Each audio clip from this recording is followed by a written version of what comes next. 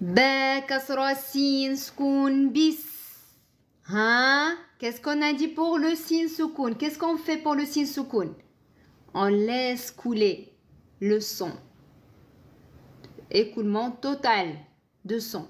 Laisse couler parce que c'est une lettre de rohawa. D'accord? Donc, bis, bis. Ne dis pas bismi, bismi. Et tu passes. Bis, bismillah, mim, kasra mi. Et ce alif, eh bien, il porte le signe de hamzat al-wasl. Donc ici, comme on ne commence pas avec hamzat al-wasl, il est au milieu, je ne te prononce pas. Ok, on comprend. Le lem non plus, on ne va pas le prononcer, mais pas pour la même raison. Parce qu'il est suivi par shadda.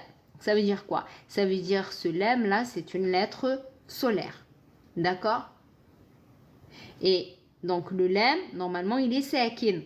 Et dans la langue arabe, n'oubliez pas la règle qui te dit quand tu as deux soukoun ou deux muets qui se suivent, on supprime le premier. Là, tu vas me dire, il est où le muet? Ben là, normalement, le lem, il est muet. Et aussi, là, c'est quoi la shadda? On a déjà vu, revu. Le lem shadda, la shadda, c'est dédoublement. Ça veut dire quoi? Ça veut dire elle double la consonne. La consonne à la base, elle est doublée. Mais pour pas mettre de lem, ils ont inventé la shadda, ils ont mis la shadda à la place. Donc ici, à la base, on a un lem soukoun plus un lem fatha. Donc si le lem, il est soukoun, ce lem là, il est aussi sakin.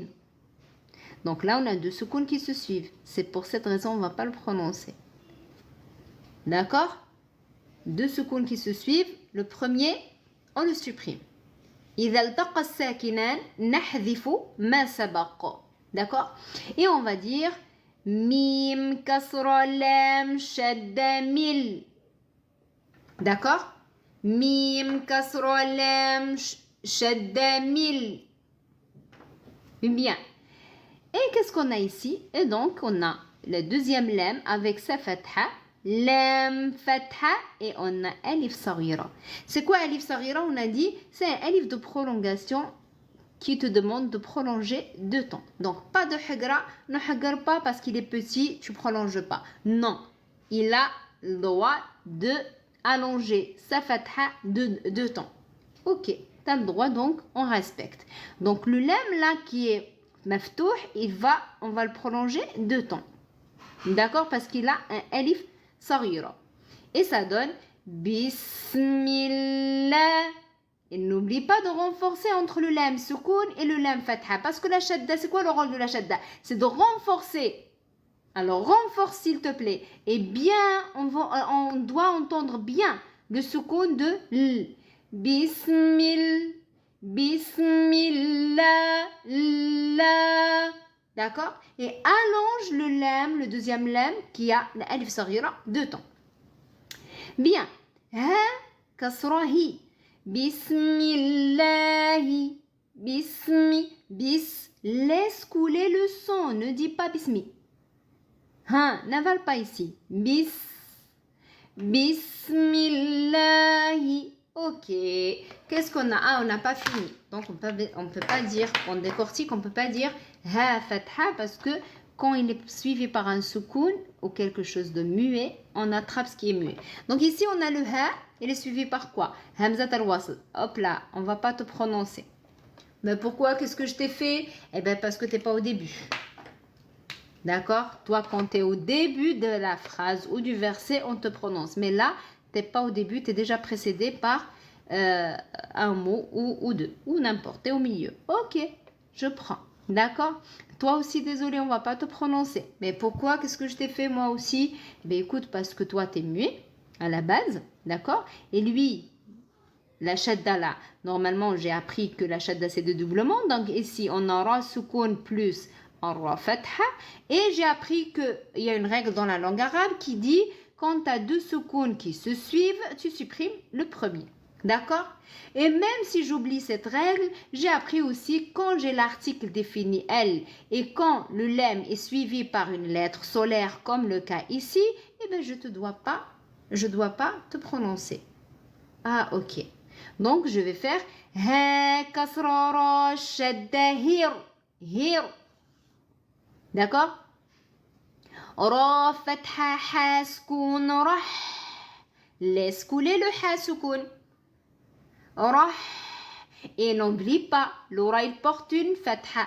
Donc ici il est emphatique. L'aura ici, l'aura là qui porte la fatha, il va être, c'est une lettre forte parce qu'elle porte une fatha. À la base, de chez la base, l'aura est une lettre amincie. Mais quand elle porte fatha ou dhamma, elle va devenir forte. Mais quand il porte une kasra, il va rester aminci. Ok. Oh, il y a des choses à apprendre.